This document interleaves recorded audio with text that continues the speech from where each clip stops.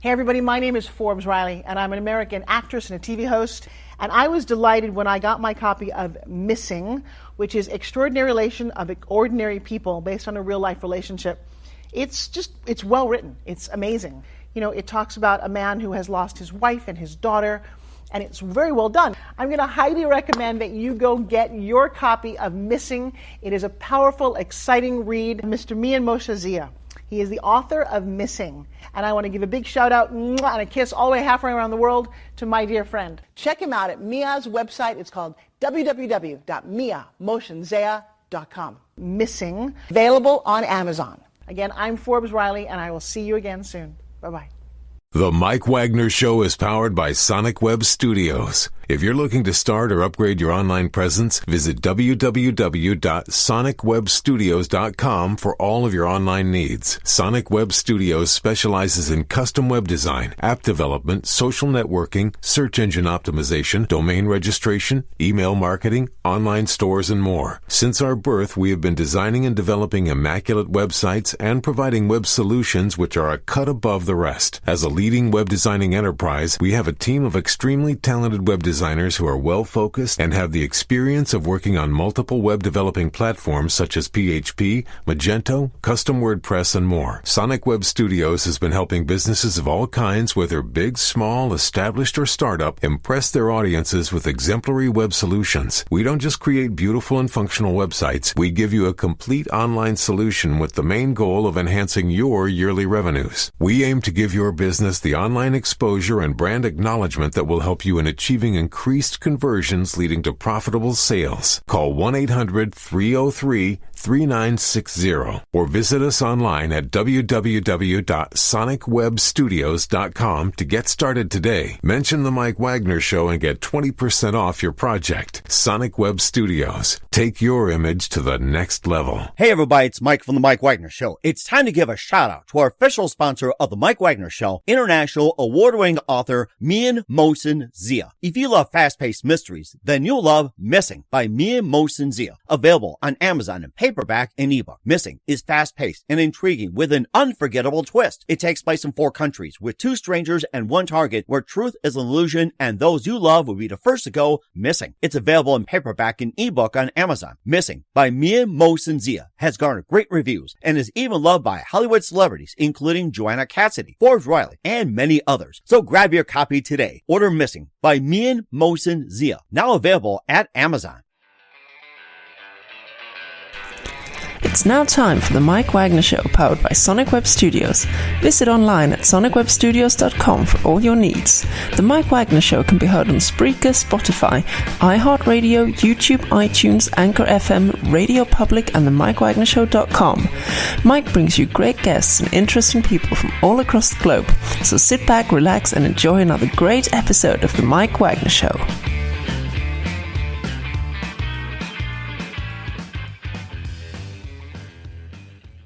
Hey everybody, it's Mike from the Mike Wagner Show, powered by Sonic Web Studios. Visit online at sonicwebstudios.com for all your needs. Looking at a professional website without breaking your budget? Sonic Web Studios is the answer. Sonic Web Studios offers fast, affordable custom web designs at below the competition rate.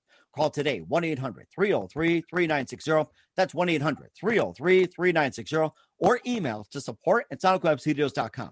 Mention the Mike Wagner Show, get 20% off your first project. Sonic Web Studios, take your image to the next level. Also, time to give a shout out to our official sponsor of the Mike Wagner Show, international award-winning author Mian Moshe Zia. If you love mysteries and it's fast-paced, you're going to love Missing by Mian Moshe Zia, available on Amazon in paperback and ebook. Missing is fast-paced and intriguing with an unforgettable twist. It takes place in 4 countries, 2 strangers, 1 target, where truth is an illusion and the ones you love will be the first to go missing. It's available on paperback and ebook on Amazon. Missing by Mian Moshe Zia has garnered great reviews and is even loved by famous Hollywood celebrities, including Joanna Cassidy, Forbes Riley, and many others. So grab your copy today before it goes missing by Mian Moshe Zia, available on Amazon. Also, the Mike Wagner Show can be heard on the MikeWagnerShow.com. You can check our Facebook page at facebook.com/the Mike Wagner Show. You can download and listen on Facebook, SoundCloud, Spreaker, Spotify, and iHeartRadio. Also on Anchor FM, iTunes, Google Play, Amazon, Audible, and Apple. Coming soon to Podbean, Buzzsprout, Pandora, and TuneIn. Heard worldwide on Geo 7, Radio Public, Himalaya, and more. Take the Mike Wagner Show with you on any mobile device. Subscribe to the Mike Wagner Show on the YouTube channel. Also follow the Mike Wagner Show on Instagram and Twitter today, and check out the Mike Wagner Show t-shirts and other merchandise at Amazon.com/the Mike Wagner Show. Also, you can also check out Mia Motion Zia's merchandise at Amazon.com/Mia Motion Zia. We're here with a wonderful author who was raised in Fairbanks, Alaska, and Stockton, California, and grew up in a rough neighborhood, and he's got some great stories. And we talked earlier about Fairbanks and some fishing, and he launched his own publishing company, which is called Gatsby & Knoll, and also studied archaeology at San Joaquin Delta College in Stockton. And he just has some amazing books. He also has World War III, Nationburg, and Gatsby, and also The War Between Angels and Gods. So that's Force in Heaven's War. Live, ladies and gentlemen, from the Plus Studios in beautiful California. Ladies and gentlemen, the very multi-talented author, Jonathan Gatsby. Jonathan, good morning, good afternoon, good evening. Thanks for joining us today. Good morning, and thank you for having me. Well, it's great to have you on board as well, too. So you're born in Fairbanks, Alaska, and you later moved to Stockton, California, and you grew up in a rough neighborhood, and you're going to say something? Yeah, I was born in Stockton. Oh, Stockton. Okay. Yeah. Yeah. According to release, it said Fairbanks, but I'm glad you clarified it. Okay. Yeah, I didn't catch that. Oh, that's Yeah. okay. Well, anyway, you were born in Stockton and you're raised in Fairbanks, and you got some fish stories to tell too. And you grew up in a rough neighborhood, and you also launched your own publishing company, and you also got a few books out called The Beast and the Four Demigods, World War III, Nationburg, Gatsby and the Execution Camp, also The War Between Angels and Gods, Forced into Heaven's War, and you study archaeology in Stockton. And before we get into all that, tell us how I first got started. Okay, with the writing? Basically just how you got started in general, like first in Stockton and your upbringing in Fairbanks. Okay. Well, of course, I was born in Stockton. My dad was military. So I actually lived my first 2 years in Colorado Springs. Then we moved back to Fairbanks. And the funny thing about my birth too, I almost didn't make it. When they were driving out of Colorado, they got caught in a blizzard. Yeah, they got caught in a blizzard, but they made it through. So lived in Stockton for a while. Like I said, grew up in a lot of rough neighborhoods. Anywhere you go, there's no such thing as like a perfectly good neighborhood. If you're in the upper class neighborhoods, you're kind of, this is from my experience. If you're in the upper class neighborhoods, your neighbors are the big time drug dealers, gangsters and stuff like that. Interesting. But if you're in the lower class, there's more activity. Everybody, you got the little guys that are out hustling and out, shooting and doing all the stuff in the streets and stuff like that. Mm-hmm. And like even right now, I'm back in Stockton right now from Alaska. The reason I was a professional boxer for a while, and I was training students. And I have a student that's ready to go pro, and he's been asking me to come back for a while. So I came back, and I'm like this whole time I'm trying to keep him out of trouble, just keep him focused on boxing. So much stuff going around. I'm like, we got neighbors shooting at each other and stuff like that, and I'm having to keep him from getting involved in that stuff. It's just Stockton. That's just the way it is out here. There's no good neighborhoods because this really is a nicer neighborhood, but it's still, a lot of gang activity, a lot of, drugs being sold and stuff like that. And so growing up, I remember thinking a couple of times, like, I had to wonder, how people lived to get to 21, because how do you go every day, without getting shot once or without getting stabbed? Because, you get in fights all the time. When I was 7 years old, I got into a fight with a boy about the same age as me over a basketball game. Oh, my. And then his 18-year-old brother chased me with a knife and tried to stab me. Ooh. And I was running, and I got to, I knew I wasn't going to outrun him. So I got into a garage sale. And my dad was a pastor around the neighborhood. And I guess the guy knew my dad that I ran to the garage sale. So because I went under the table. He tried to get me. I went back under the table. He came around, and then what happened is the guy that had the garage sale pulled out a gun and he pulled it on the guy. And he told him, that's when I found out my dad. He was like, this is Pastor Dunham's son. He said, I'm gonna tell you right now, you got 5 seconds to leave, or I'm gonna shoot you. And so the guy dropped his knife and then walked off slowly and got out of there. And then, I went back to the church, stuff like that. And that was when I was, 7 years old. Second grade, had a knife put on me by a sixth grader at school. What else? So it was those two incidents there.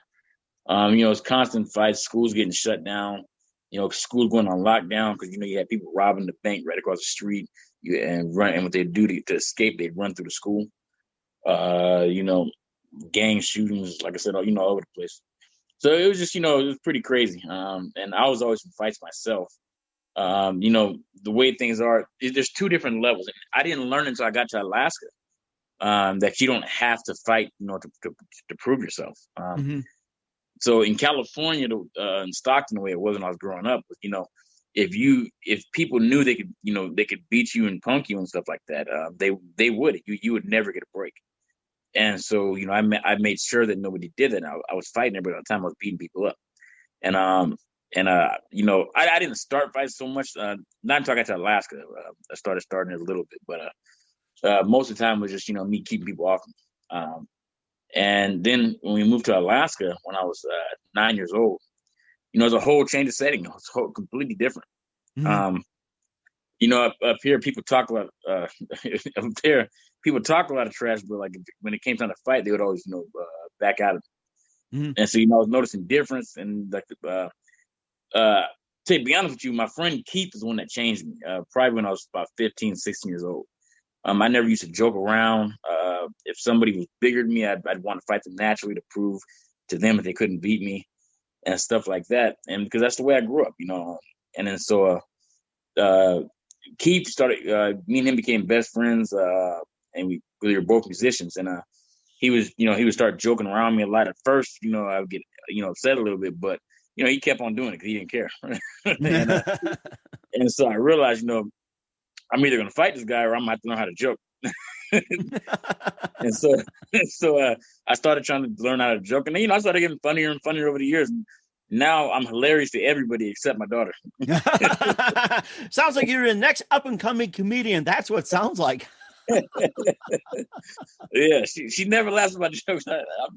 Everybody in the room would laugh and she'd be like, it's not funny, Dad. But guess who's been around you the longest to know. Yeah. But I had to teach her how to joke too, though. She was the same way I was, not joking around. And so I would say a joke and she wouldn't laugh. And me and my wife were divorced. It's nobody's fault. Two people just didn't work out. Right. Exactly. But we're both trying to raise my daughter. And she had a bigger field for a while. I was trying to chase money and chase dreams. Because I knew my daughter wanted to go to college and stuff like that. And so I wanted to try to, chase the money. The money was in Alaska. So I went back to Alaska, to make money. But I realized, even though I was talking to my daughter every day and, I've talked to her every day. I'll buy her stuff she needs. It's not the same thing as being there in person. And so, I just took the first opportunity to come back and I came back. And, so, I'm around my daughter every day again now. But, like I said, I told you, it was a rough neighborhoods growing up. I remember me and my brother ran away when I was same year, 7 years old. Wow. That seemed to be a bad year. My dad was that was 9 years old. 9 years old. That was the year we were leaving for Alaska. So that was 9 years old. My dad had just painted the house. He's planning on getting his deposit back because we're about to drive all the way to Alaska from California. And me and my brother were pretending to be Ninja Turtles. So we were doing flips, doing this stuff. And so I was like, watch this. And so I ran up the wall and did a backflip. And then my brother said, ooh.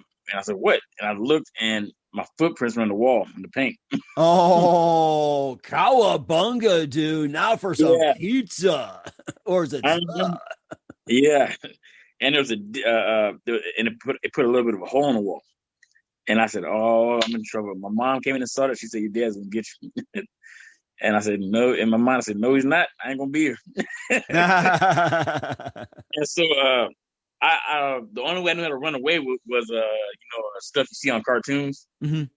So I took a little stick and I tied a big cloth onto it with 4 corners, and I put stuff in the cloth. And then I put a backpack on, and I put some books in there that torn up books, but I was gonna sell the books to make food, to buy food. Mm-hmm. And so me and my brother escaped through the window, and we left, and we didn't run far. We ran down the street to Sports King. Now, mind you, this is a really big gang infested neighborhood, though. Mm-hmm. It was in Stockton off of Ponce de Leon. A lot of shootings happened over there, and so we ran away down the street to Sports King, and we're over there. And so immediately I started trying to sell books to people.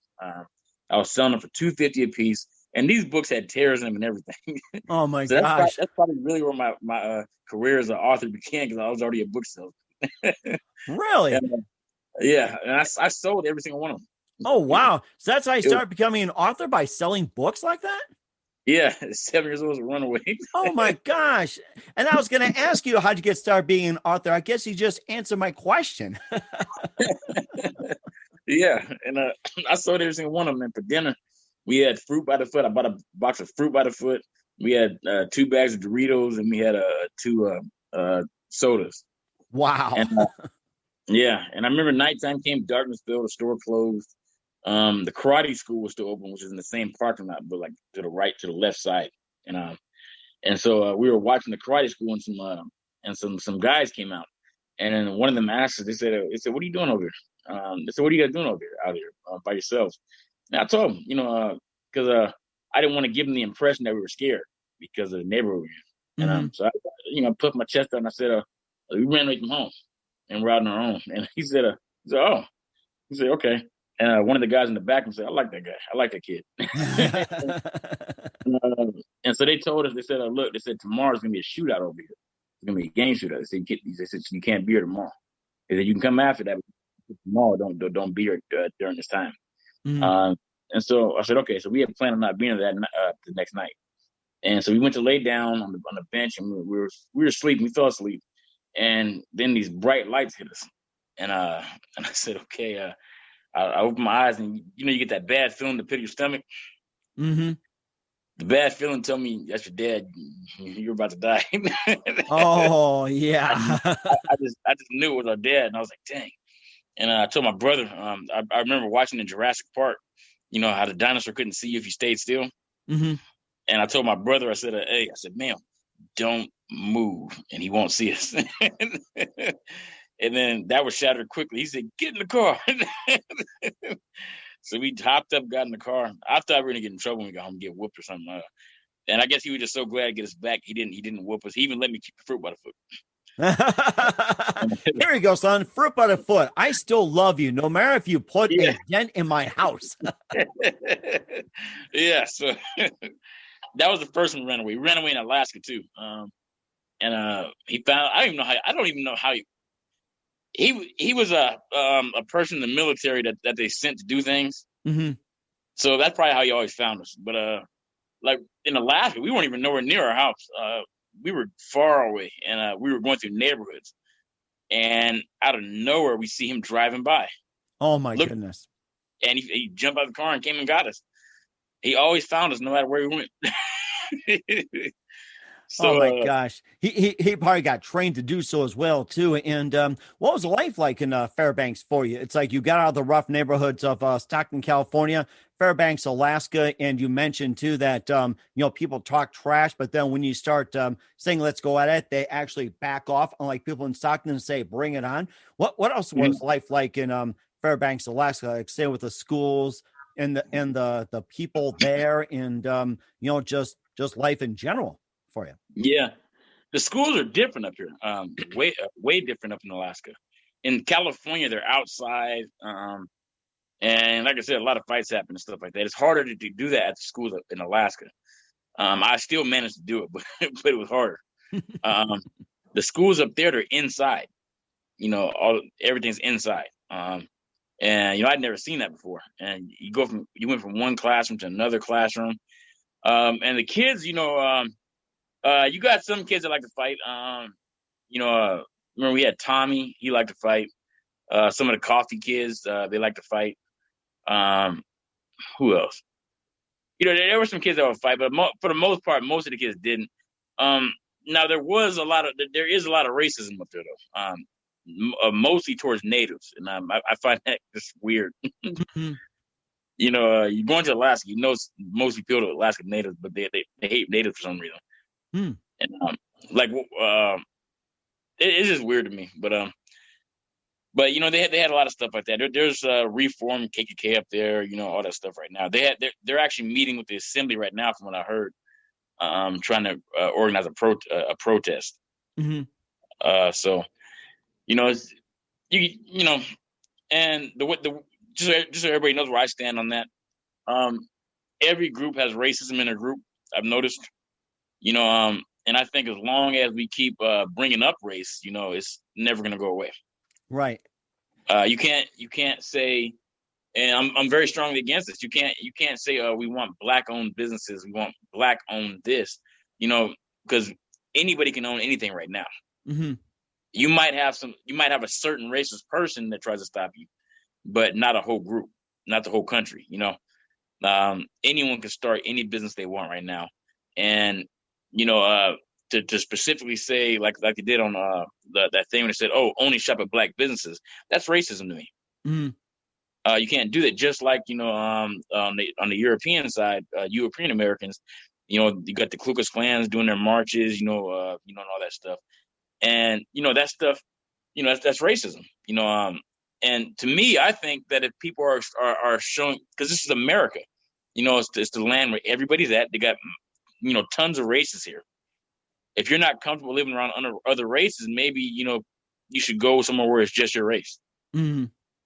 And now Right. I say it to everybody. Mm-hmm. But up there was a lot of racism, so I had a lot of fights against the supremacists up there. I got arrested against John Lynch.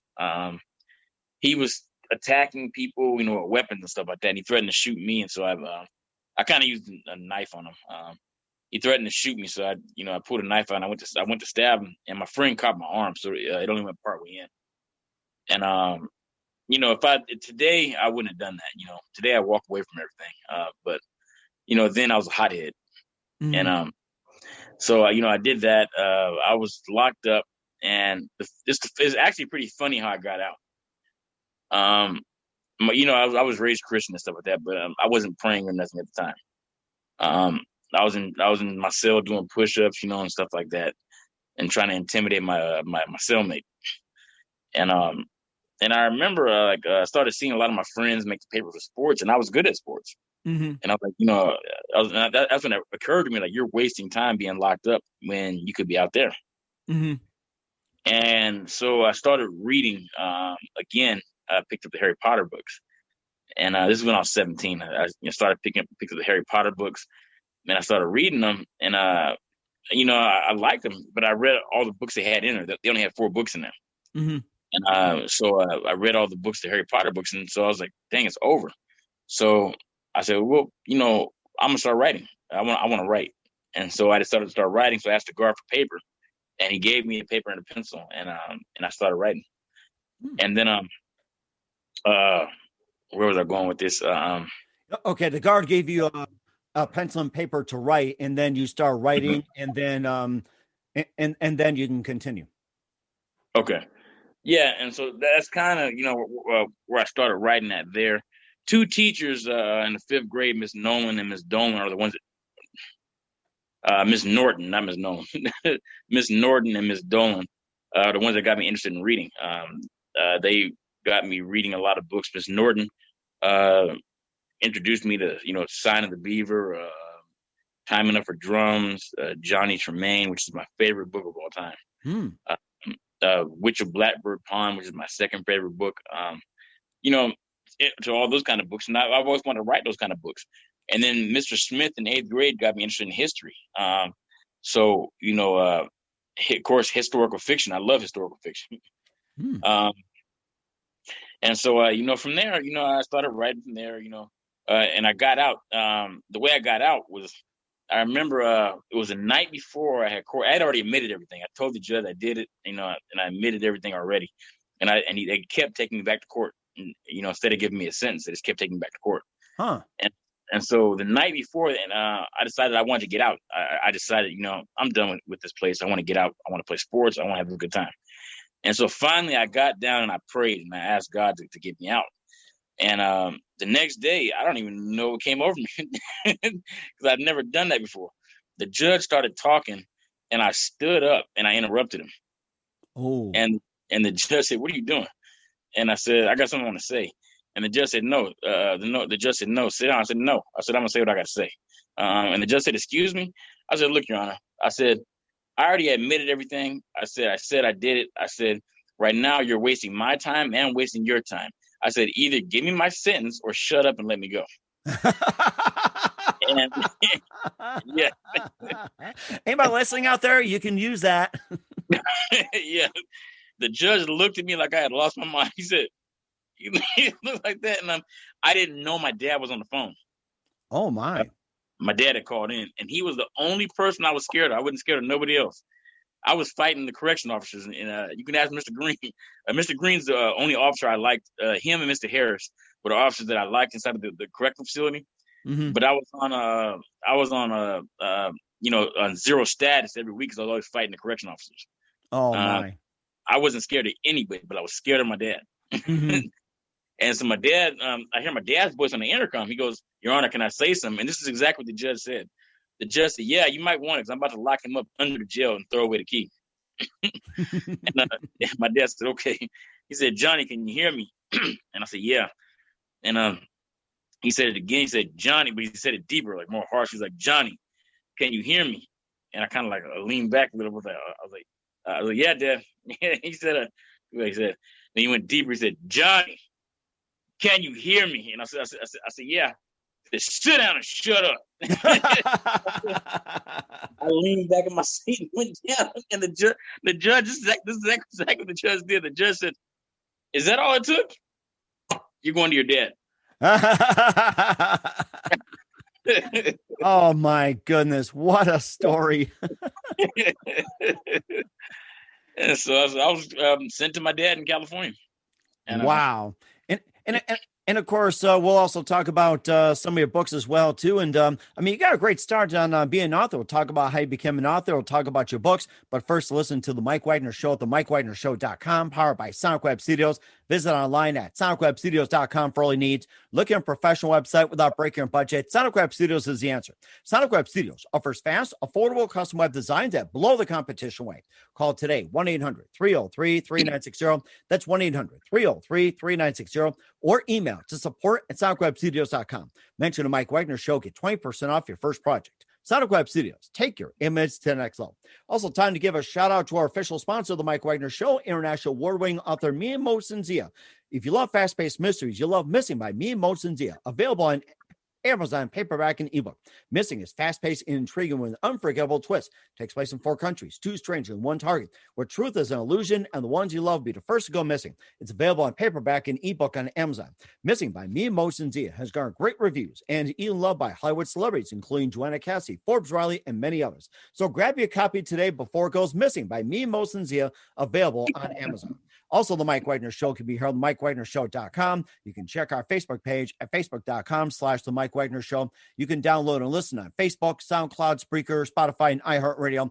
Also on Anchor FM, iTunes, Google Play, Amazon, Audible, and Apple. Coming soon to Podbean, Buzzsprout, Pandora, and TuneIn. Heard worldwide on Geo7, Radio Public, Himalaya, and more. Take The Mike Wagner Show with you on any mobile device. Subscribe to The Mike Wagner Show on the YouTube channel and follow The Mike Wagner Show on Instagram and Twitter today. And check out The Mike Wagner Show merchandise on Amazon.com/The Mike Wagner Show and also on Mia Mosinzia/Amazon for more merchandise. We're here with author and book publisher Jonathan Gatsby in The Mike Wagner Show with his new book, The Beast and the 4 Demigods. Well, let's talk about your first 2, World War III, Nationburg, Gatsby and the Execution Camp, as well as the war between angels and gods, forced into heaven's war. And before we get to those 2 books, you mentioned some of your favorite authors and, your books. And how about some of your favorite authors and how you got started, being an author, besides go around selling books so you can get your fruit roll-ups and your chips, your drinks, and everything else? Well, I'd have to say some of my favorite authors are obviously Rick Riordan, J.K. Rowling, John Grisham, Anne Rinaldi, and I never can remember without looking at it the author of Johnny Tremaine, but she is definitely one of my favorite authors. If not just for that book, Elizabeth Warren. Those are definitely some of my favorite authors, and there's more that I just haven't mentioned. But they wrote great books, great plots, based on stuff that was actually happening. Why I dove right into fantasy fiction, I don't know, but historical fiction is actually my favorite. But fantasy fiction, I love as well. And maybe because I started writing after reading Harry Potter, that I dove straight into fantasy fiction. But I'm writing a historical fiction right now, based around Andrew Jackson when he was young as a kid, going through the Revolutionary War. Oh wow! And it's going to be historical fiction, so based on some truth, but the events around it are going to be made up. So there's that. And then as far as the books, the World War III book, that originally, and there's some people that have the original copy. That was originally called World War III: Fall of the United States. And it was pretty deep, pretty gory, stuff like that. A lot of people loved it. And the funny thing is, some of the events that actually were written in the book actually happened after I wrote it. Wow, like what? One, the girl that the main character was based on, in the book, she was engaged to be married in 2017, and I wrote the book like when I was 17, 18 years old. So I was long before 2017. Oh wow! It was like 2002, 2000. And she was engaged to be married in 2017. And the president, actually, he 100% matched to Trump, like going outside of media. I had him using MySpace originally, but I switched it to Twitter once I saw the more modern stuff. And then I switched it to Facebook and Twitter. I think I put it back to Twitter in this last one. So I published it in 2016 through Revival Waves. I was under the impression that they were a traditional publisher. That's the way they made themselves sound. And you got a lot of vanity publishers doing that nowadays. They're coming off, putting themselves off as a traditional publisher, and they're not. Now, the difference between a vanity publisher and a traditional publisher is a vanity publisher will offer you traditional publishing too, but it stops after a certain point. So what they'll do, they'll pay for a cheap cover artist to make a cheap cover, like a $50 cover. This artist is not drawing it or nothing. What they'll do to take 2 pictures off of a free photo site, and they'll put them together, stuff like that, and then add words, and stuff like that. $50, it's not much. Poor cover, very poor cover in most cases. Then they got other people that they know, they're friends with or whatever, and they'll pay them $100 or something like that to edit the book. It always winds up being a very poor editing job. It's not professional. They might catch a few commas, punctuations here and there, but when you get the book back, it looks like it hasn't been edited in most cases, as was in the case I had. And so the biggest thing you'll notice though with a vanity publisher is that after the book is published, it only costs $49 to publish it. They trick people and make it sound like they're like, oh, you'll be published in 266 countries, this and that, like they're big time. If you publish through Ingham Spark, it's automatically going to be published in 266 countries. And so that's nothing big. Anybody can do that. Right. But what separates them is that after they publish it and they pay $49 to publish it, it's not a lot. You're gonna if they're not doing any promotion of your book. So that's a big difference between the vanity and the traditional, is that the vanity doesn't do any PR work afterwards, and the traditional does PR work for you, like press releases. They put you on book tours. They have you like at Barnes and Noble and other places where you sign and greet and take pictures and everything, and they put you on interviews, press releases, and everything else. So exactly. Okay. So it's just to make the difference clear that traditional publishing, has always stuck to its roots instead of vanity. But then you also took the self-publishing route, and just tell us why you took the self-publishing route and what separates self-publishing from traditional publishing. It's not a big difference. I mean, what I did though is instead of just doing self-publishing, because any author can self-publish. What I did, I actually started a whole publishing company. And I don't want to label myself self-publishing. I don't want to label it vanity either. Mm-hmm. But I'm also not going to label myself traditional because I'm not taking anybody on yet. Right. What I was doing, I was starting with myself so I can learn the business, so I can do it correctly for other people. Like with Revival Waves, after I found out they were a vanity press, I asked to be released from the contract. Mm-hmm. And because I was able to make a better cover myself, and I'm not a cover artist, so how do I make a better cover than you do for the book? And so, I wanted to find out, what everything that I needed for other authors when I start taking them on. The biggest thing is money, which I don't have that right now. If I'd have kept my job, I would have had it, but a student down here needed me. He wanted to go pro in boxing. I'm living, I'm trying to live my dream, Mm-hmm. So why would I stop living his dream? And so he tried other gyms. My students tend to beat other gyms pretty easy. I came up with different stuff in boxing by watching by training in many different styles of martial arts and other stuff. So I have moves that can disable your opponents and stuff like that. And so a lot of people that I've trained, like if I had a gym in Washington, gym in Alaska, gym in California. If I leave to go one of other places, they'll go try out other gyms. And then they'll always wind up calling me back, asking me to come back and train them because they're going over there and beating those guys easy. And Mm-hmm. they don't feel like they're learning anything. And so he asked me to come down here and train. He's been asking for months. And I had a good job in Alaska that was paying me a lot of money. And I could have paid for stuff easy. But I let the job go for one, to come back and train him. And two, I saw it as an opportunity to get back to my daughter. Mm. So I took it. But the biggest thing that I noticed is that the reason I'm not taking nobody on yet, I can pay for their publishing. That's easy. I have a cover artist, and I have two actually cover artists that are very good. They're probably two of the best that I've ever seen. They draw it, and it looks very good. I have a video person, animated person that animates it into a video. Mm-hmm. I have probably the best editor that I've ever seen. I've dealt with a lot of editors. Never with an editor like her. The only thing is she gets sick a little bit, so sometimes they disappear. But her work is worth it. It's worth falling behind a little bit. Mm-hmm. And it sounds like you put a lot of time into your first book, World War III, Nationburg, Gatsby, and the Execution Camp, and also your second book. You managed to go further, like the war between angels and gods, Force in the Heavens War. And tell us all about the second book. Okay, the second book, but that book, it started off, I always thought it'd be awesome for Hercules to fight Zeus.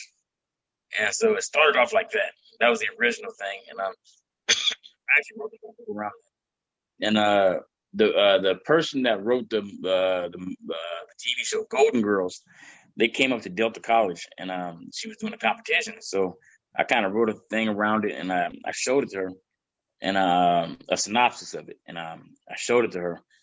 And the competition, I didn't win the competition. And then, so I just kind of finished the story anyway, like finished writing it. It was 20 pages. The first time writing the book. So, so it was 20 pages. And then I took it to a professor there, an English professor, and I asked for their opinion. They read it. And then when I came back, this professor is a good person, but very honest. And it was like, one of those English mean people. Yeah, cross your T's, dot your I's, and make sure your commas are in the right place, the apostrophe is in the right place, and make sure your quotation marks are in the right place, and watch your punctuation, spelling. I know those type. Yeah, they weren't even that nice. Oh my goodness! When I came back all excited, asking them, "What'd you think about it?" Looked at me and said, "This is crap." I said, huh?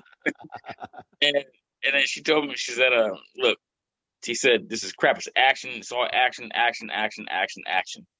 She said there's no dialogue, there's no talking parts, there's no leading up scenes, nothing. It's just action, action, action, goes from one scene to the other. And she said if this was a graphic novel, it might go. Huh. You might be able to tell it. She said, so you have two choices. She said you can either throw it away and start over, or you can take the lazy way out and turn to a graphic novel. Huh. Interesting. Yeah. So I thought about it, and I was like, no, I want to be a book writer. And I said, I want to be the best. So, but she also gave me a book too, a graphic novel book. It was, what book was it? What's that? What is that book called? Romeo and Juliet. Yes, Romeo and Juliet. That's it. That's a classic one. Yeah. And I never liked the book. Mhm. Because they make you read that in English class. So anything you read in school, I didn't like. And I like them now. I like, like that book now. I like How to Kill a Mockingbird, Gatsby. I love those books now, but at the time in school, I didn't like them because they made you read them. But she gave me that graphic novel, and even during the time me not liking those books, I liked that graphic novel. That graphic novel was wonderful. But I decided I still wanted to be an author of a book, and so I tossed what I had and restarted from scratch. And basically, what the book was, again, I figured I was gonna make it Hercules versus Zeus, but then I started going to missionary school, to Christian college. I went to Conroe, and then I used to stop in at Golden Gate all the time in San Francisco, by Marin County. And when I was doing that, as I was studying more and more, I started noticing things in the Bible I never noticed before. One Revelations chapter 9 verse 11 says, "And the angel of the bottomless pit, his name's Abaddon." It said he's the king of locusts, but they said, but he's known in Greece as Apollyon. And I said, let me check on that. So I went into Greek mythology, and I was checking all the names that Apollo went by. And Apollyon's one of the names he went by. I said, well, let me check the definition, see if it even matches, because maybe it's still different. And then same definition at the end. Apollo's known for music. He's known for shooting arrows. He's known for he's also known as a destroyer. But he's known to destroy with locusts. Oh, yes. And I said, okay, wait a minute. So I went back to Abaddon, because I know he used locusts. And I said, well, what else is he known for? And he's known as the destroyer in Hebrew. And I said, oh, so the exact same definition. And then I noticed in the Bible, in Job, it mentions Orion, the mighty hunter, the giant, which everyone knows is famous from Greek mythology. Then it talks about Leviathan, the great dragon. Talks about, other things. But then, like, one thing caught my attention. I came across a verse. It said, "Ye worship the angels and know it not." I said, interesting. What angels are people worshiping? That is saying they're worshiping. So I, went to delve further into it. Went to Genesis chapter 6, and it says, "And when the sons of God saw the daughters of men were fair, they took wives and they had children by them. And it said the children would be mighty men that would always be known forever." And I said, this kind of sounds like Hercules, Achilles, names that are known from a long time ago. And I said, this all could tie in. I said, but let me see if there's any characters from the Bible in other religions. So I looked up Satan, and I couldn't find anything. But then I said, wait a minute. His name in the Old Testament was Lucifer, not Satan. Yeah, so Lucifer was the prettiest, the most handsome, the most talented, and then he got really prideful, and that's how it became Satan too. And how about the Quran? It's like, what characters did you find in the Quran? You said in the Quran. Well, the Quran and the Bible are still are almost the same, except for the Quran has a couple extra chapters in the Old Testament, but the Quran is pretty much the Old Testament of the Bible. Moses' teachings, and all that stuff. They have the book of Maccabees too, and a few other books. So it's, same characters in there. But the Christianities, they have the New Testament after Jesus came. So that's really the difference in the religions is Jesus. And then too, you talk about with all the various books and everything else, and how'd you get interested in Greek mythology? I've always been interested in that. Hercules, Zeus, Achilles. I always loved that stuff. Anything with power, I liked. And so, I started reading up on it, Greek mythology, and maybe to tell you the truth, even though I always thought it was interesting, I never really delved into it. But Rick Riordan kind of brought it out, and with the Percy Jackson series. I don't like all of his books, but I like the Percy Jackson series, Heroes of Olympus and stuff. And it was very interesting to me. So I started studying up on it. And, like I said, I found a lot of stuff. Lucifer in Greek mythology, his name is Orpheus. Also, his definition in Hebrew is, the morning star. His definition in Greek mythology is the morning star. In Greek mythology, he's the son of two titans, Astrios and Eos. And, so it's very interesting stuff. And so I said, if you're using what I've found so far, because none of the Greek gods that people know ever said they were the beginning creator. Zeus had a father. Odin had a father. All of them had fathers. Going back, even Ra. Ra talks about having a father. Egyptian.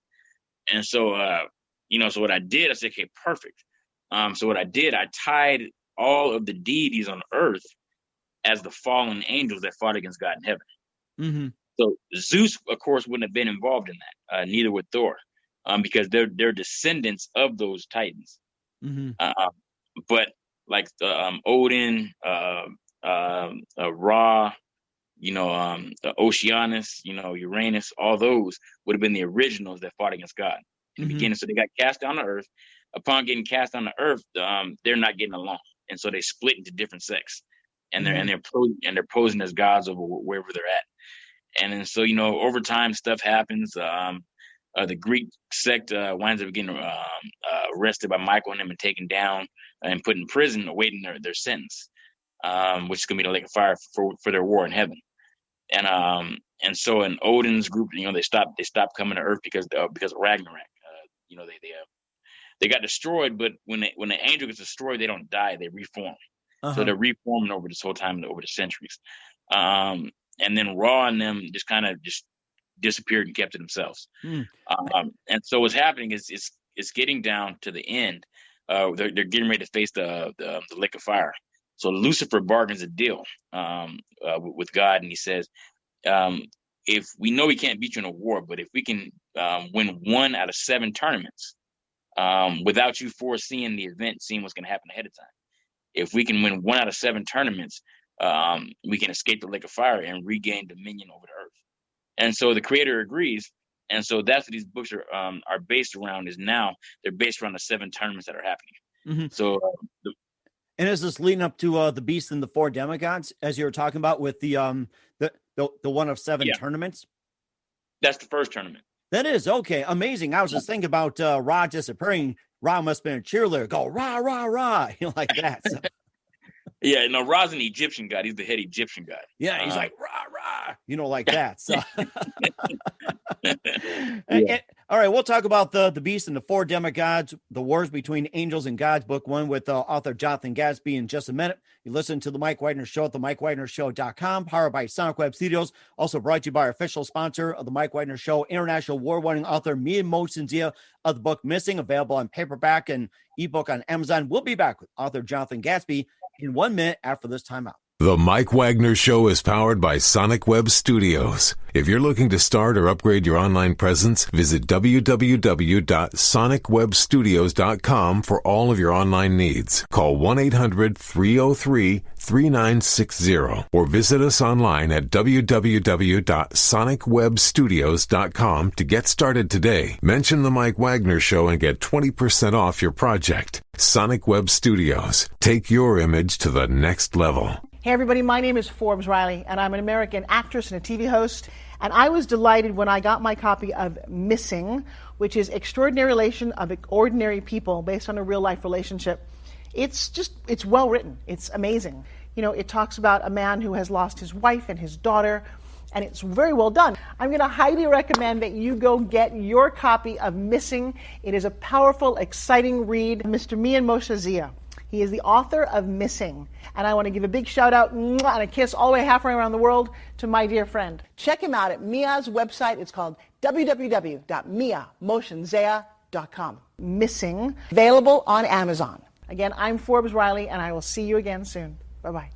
Hey everybody, it's Mike from The Mike Wagner Show. The Mike Wagner Show can be heard on over 30 podcast platforms, including Facebook, SoundCloud, Spreaker, Spotify, iHeartRadio, Anchor FM, iTunes, Google Play, Amazon, Audible, Apple, and more. Coming soon to Podbean, Buzzsprout, Pandora, and TuneIn, where The Mike Wagner Show interviews great guests, cool conversation, lots of laughs, coffee, and more. Take The Mike Wagner Show with you on any mobile device. Subscribe to The Mike Wagner Show on the YouTube channel, and follow The Mike Wagner Show on Instagram and Twitter today. Hey, this is Ray Powers. And if there's one thing you can count on in these unpredictable times, it's that you're in good hands getting some great radio, courtesy of The Mike Wagner Show.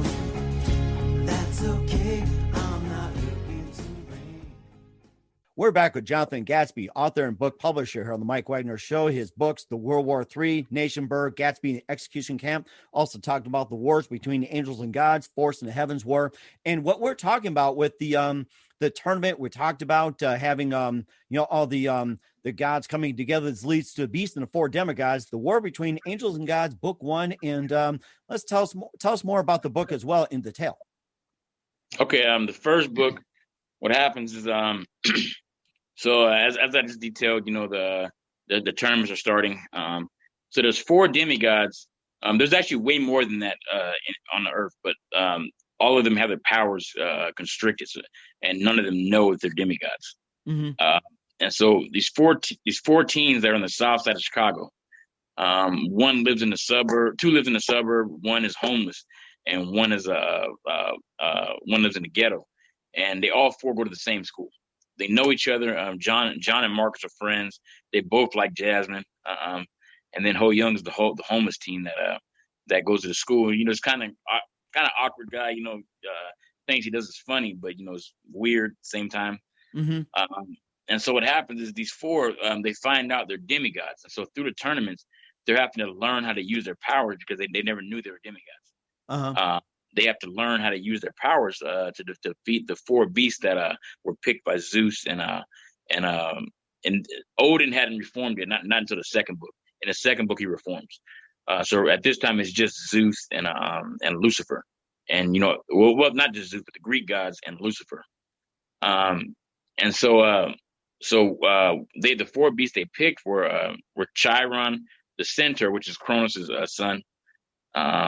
It was Fenrir, the great werewolf, but they couldn't revive him because he had died. So they had to bring his soul and put it in another body. So he's put to 15-foot giant. Leviathan, which they had to wait for because he was still in prison for Ragnarok. He was involved in that. And also Arachne. And so those are the 4 beasts they picked for the first tournament. And so these demigods, it's being fought throughout the United States. It's not fought in one spot. It's just as they meet. It's just as they meet. They have to fight. And whoever wins. Whoever loses dies. So, but the Greek gods really want to win this tournament. Lucifer, and that's the other thing they're fighting up there too, because Zeus and them had never really met Lucifer. They heard about him. But see, Lucifer was cast to the bottomless pit before Cronus had Zeus and all them born. Mm-hmm. So Lucifer wasn't there when he came about, so they knew who he was. There was a prophecy that had said that the war would happen, that Lucifer would have to lead, and so Zeus not being comfortable, not being the head, there's some fighting going on between the two, and then also. Just as a little extra, every Greek god has a giant, that's designed to beat them. 2 of the giants were brought back, to fight against Zeus and some of the other gods. And so, it's they're fighting up there with each other while the demigods are fighting their beasts, and so, and it's and I'm not gonna tell you who. But in this book, it's possible some of the demigods might have died. Mm-hmm. Right. And of course, you don't know which demigod would survive, or who would come in as well too. And also, we don't want to give away all the book. And where can we find the Beast and Four Demigods, World War III, and the Wars Between Angels and Gods? Where can we find your books at? The last one, the series is called Wars Between Angels and God. The second book is actually called Force in the Heavenly War. But you can find them anywhere pretty much. You can find it on Amazon. I prefer Amazon and Barnes and Noble, but I can track sales on there. A lot of these other companies are just picking them up and reselling them, even though they're not supposed to do that. But they're reselling them. I'm not getting paid for that. So Right. Yeah, that makes perfect sense. And also, where can people find your publishing company at? They can contact me directly. I've kind of made it private a little bit. Mostly, like I said, I'm still figuring everything out. Right, the part that I'm on now is learning how to. I know how to sell in person. I know how to set up. Book signings, but right now I'm having to learn how to readjust because now it's all internet. Because of the pandemic, so I'm having to learn the internet route. Right. So I'm learning that right now. So once I finish learning that, how to set up everything like that, like I figured out how to set up podcasts. I've been setting those up left and right. I think I've done almost 6-7 this month. So I got that down, but I want to get them into book clubs. I want to get them into book signings, because that's where you're going to sell your book at. And so that's the biggest thing, and then marketing, got to market over the internet. And you got to put it in a way that people want to buy it. If you got to, whatever you put out, it's got to be a way of attracting people. There's one thing I don't like right now is like you got a lot of YouTubers that have zero talent. They just shake their booty, or dress half naked or do pranks. That's too much for a graphic novel, to be honest with you. That's like one big graphic novel. That's not for novels. What I'm talking about is as far as having to actually have a skill, to make in the professional business nowadays. Like boxing. I'm in boxing. That's changing. You got YouTubers that are able, to generate, $50 million fights, and they can't even fight. Like that Jake Paul guy. I want to put this out there. That Jake Paul guy sucks. I got a student that's been boxing for 2 weeks that can beat him. No talent. He's 0-1-1. Trying to challenge UFC fighters and stuff like that. Just real disrespectful. They're getting all these followers on YouTube, and they're not doing anything. There's no talent involved. The world kind of evolved around into it's not about how good something is. It's about just 2 seconds of entertainment, and so you got to sell them on 2 seconds of entertainment to get them. So I learned from that though. The way it is now, you got to sell them on that 5 seconds of entertainment to make them want to buy the book. Which is why I went into animation to start animating my videos. The book sales went up quite a bit. Before I was just putting a picture of the book, put the link, and I put some description about it, and it wasn't selling as good. In person, I can talk to them and I can sell it all day. But on the internet, people don't like to read long stuff. And if it's too short, they're not going to be interested enough to buy it.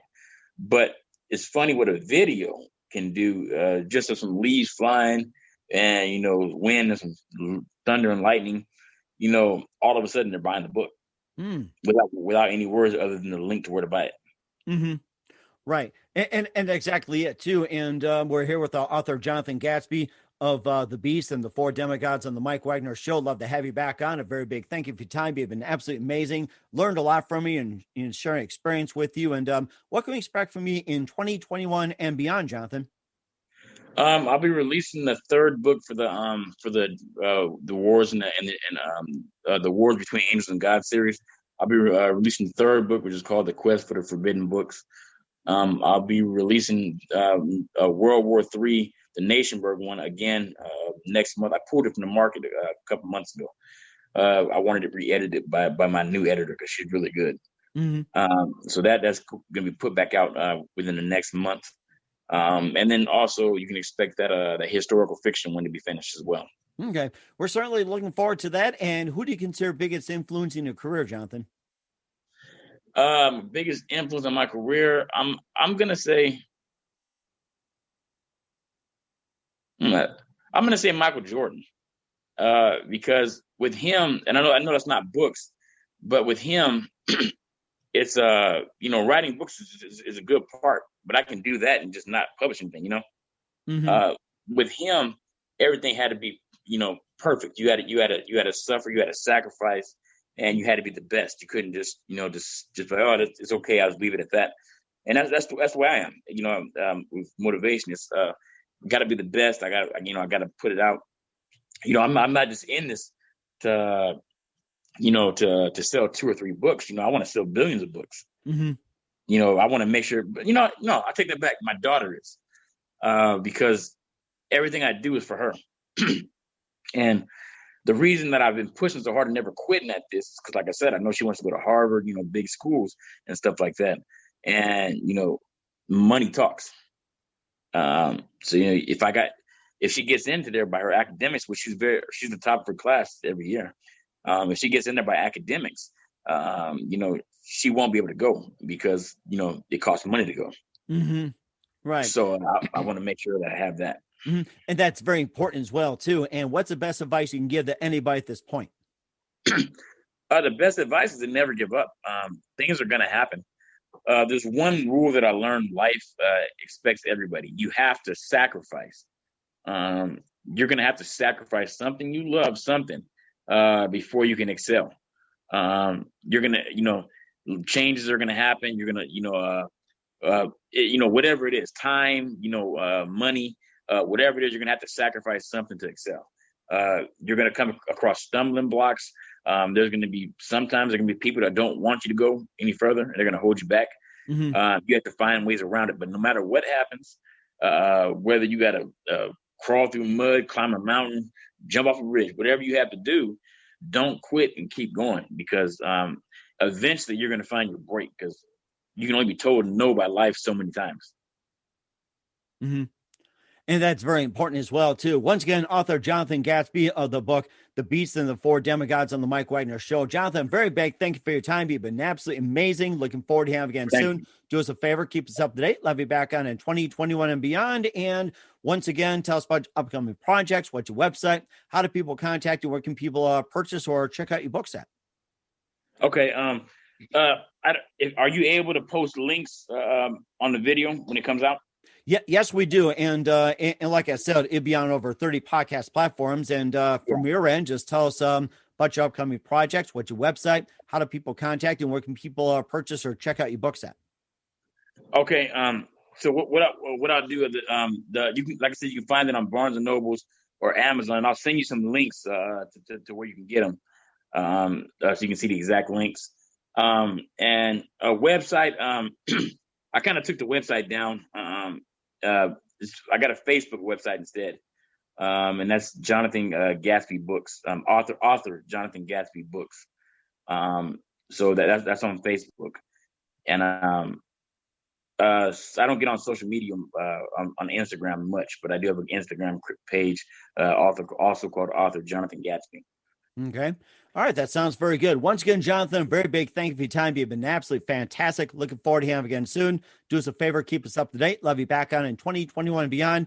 And don't forget to keep in touch. You've been absolutely amazing. I love hearing your stories and inspiration. Thank you, sir. Thank you. The Mike Wagner Show is powered by Sonic Web Studios. If you're looking to start or upgrade your online presence, visit www.sonicwebstudios.com for all of your online needs. Sonic Web Studios specializes in custom web design, app development, social networking, search engine optimization, domain registration, email marketing, online stores, and more. Since our birth, we have been designing and developing immaculate websites and providing web solutions which are a cut above the rest. As a leading web designing enterprise, we have a team of extremely talented web designers designers who are well-focused and have the experience of working on multiple web developing platforms such as PHP, Magento, Custom WordPress, and more. Sonic Web Studios has been helping businesses of all kinds, whether big, small, established, or startup, impress their audiences with exemplary web solutions. We don't just create beautiful and functional websites. We give you a complete online solution with the main goal of enhancing your yearly revenues. We aim to give your business the online exposure and brand acknowledgement that will help you in achieving increased conversions leading to profitable sales. Call 1-800-303-3960 or visit us online at www.sonicwebstudios.com to get started today. Mention the Mike Wagner Show and get 20% off your project. Sonic Web Studios. Take your image to the next level. Hey everybody, my name is Forbes Riley, and I'm an American actress and a TV host.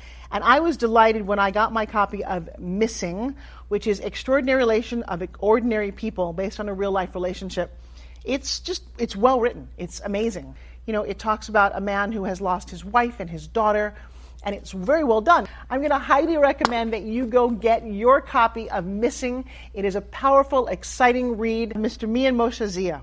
He is the author of Missing. And I want to give a big shout out and a kiss all the way halfway around the world to my dear friend. Check him out at Mia's website. It's called www.miamotionzea.com. Missing. Available on Amazon. Again, I'm Forbes Riley, and I will see you again soon. Bye-bye. Thanks for listening to the Mike Wagner Show, powered by Sonic Web Studios. Visit online at sonicwebstudios.com for all your needs. The Mike Wagner Show can be heard on Spreaker, Spotify, iHeartRadio, iTunes, YouTube, Anchor FM, Radio Public, and themikewagnershow.com. Please support our program with your donations at themikewagnershow.com. Join us again next time for another great episode of The Mike Wagner Show.